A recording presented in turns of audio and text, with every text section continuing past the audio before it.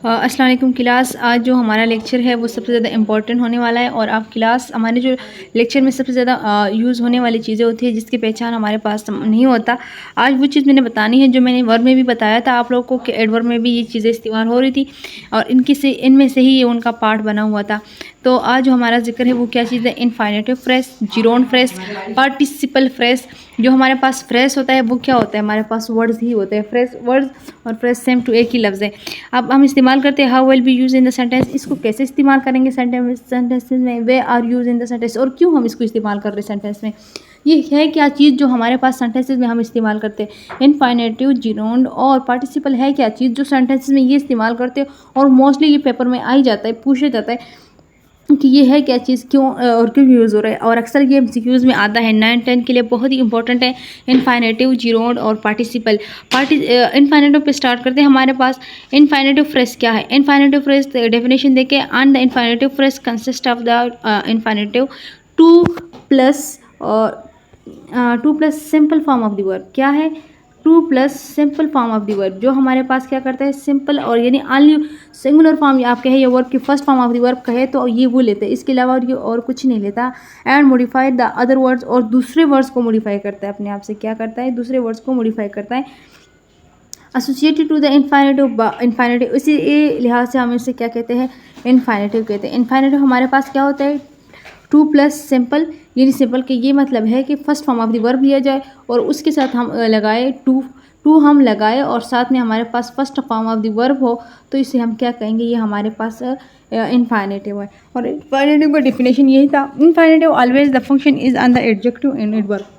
ये मोस्टली कहाँ पर आता है, एडजेक्टिव में, और हमारे पास एडवर्ब में यूज़ होता है। ज़्यादातर ये हमारे पास एडजेक्टिव और एडवर्ब में इस्तेमाल होता है, इसके अलावा ये ज़्यादातर हमारे पास इस्तेमाल नहीं होता। अब इसकी एग्जांपल देंगे। अब यहाँ पर एग्जांपल के सबसे पहले मेन पार्ट जो है वो देखा जाए तो वो भी हमारे पास टू से ही स्टार्ट होता है। और मोस्टली मैंने ये कहा इसके जो सेंटेंसेस होते हैं ये हमारे पास मोस्टली ही टू के फॉर्म में होते हैं, टू और first form of the verb. इसके एग्जाम्पल हैं, I like to read the books, मैं किताबों को पढ़ना पसंद करती हूँ। तो ये जो हमारे पास टू रीड है, जो ये हमारे पास क्या कहलाता है, ये हमारे पास टू इनफाइनेटिव है।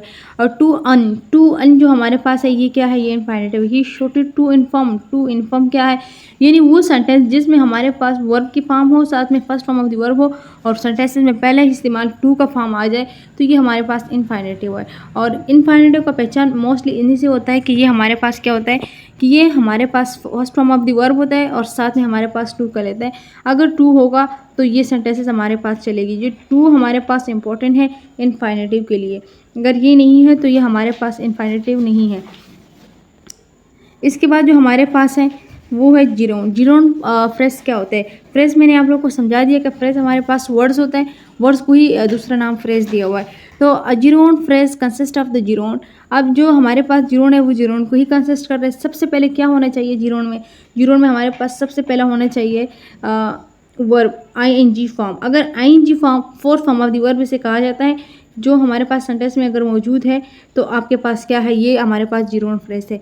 जिरोन फ्रेज हम उसे कहते हैं जो हमारे पास फर्स्ट फॉर्म साथ में fourth form of the verb ले और साथ में आईएनजी फॉर्म लेकर आपको बता दिया जाए कि ये हमारे पास सेंटेंसेस है, तो ये हमारे पास क्या कहलाता है, जिरोन के लिए सबसे ज़्यादा होना ज़रूरी आईएनजी की फॉर्म का है, तब हम इसको इस्तेमाल कर सकते हैं। एग्जाम्पल पे आप देखें, शी स्टार्टेड थिंकिंग जो हमारे पास है ये क्या है, ये हमारे पास जिरोन है, जो हमारे पास आईएनजी का फॉर्म है यहाँ पर।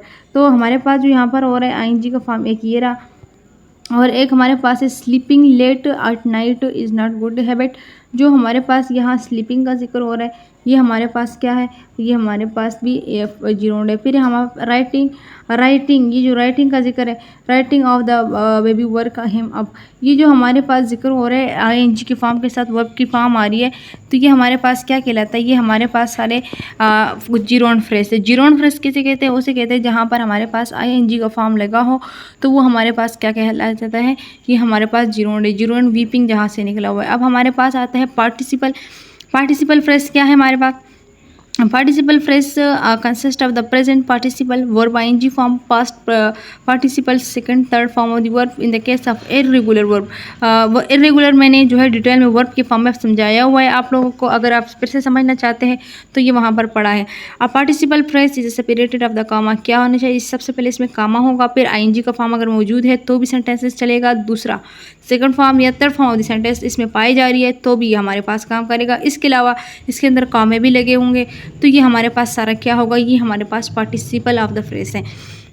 पार्टिसिपल ऑफ द फ्रेज के एग्जांपल देके देख, kid of making a noise need food, ये जो हमारे पास मेकिंग भी यूज़ हो रहा है, नॉइस भी यूज़ हो रहा है, ये हमारे पास क्या है, ये हमारे पास पार्टिसिपल एग्जांपल है।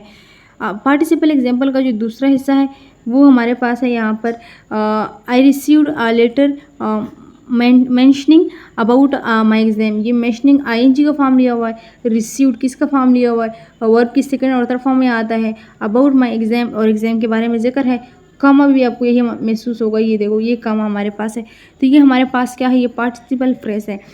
वी सा आकार, मैंने कार को देखा, ये यहाँ पे कामा लगा हुआ है सबसे पहले, फिर है वी सा आकार अबाउट इन द इंसिडेंट, जो कहाँ पर था, इंसिडेंट पे मैंने देखा, तो जो यहाँ पर ईडी का फॉर्म भी लगा हुआ है, और यहाँ पर सबसे मेन बात ये है कि आईएनजी का फॉर्म नहीं है, लेकिन सेंटेंस में हमारे पास क्या होना ज़रूरी है, अगर थर्ड फॉर्म और वर्ब हो, या हमारे पास आईएनजी का फॉर्म हो, या हमारे पास जो है वर्ब की सेकंड फॉर्म या काम में लगे हो, तो ये हमारे पास क्या कहलाता है, ये सारे हमारे past participle of the phrase है।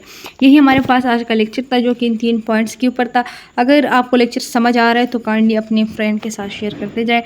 ओके क्लास, अल्लाह हाफिज़।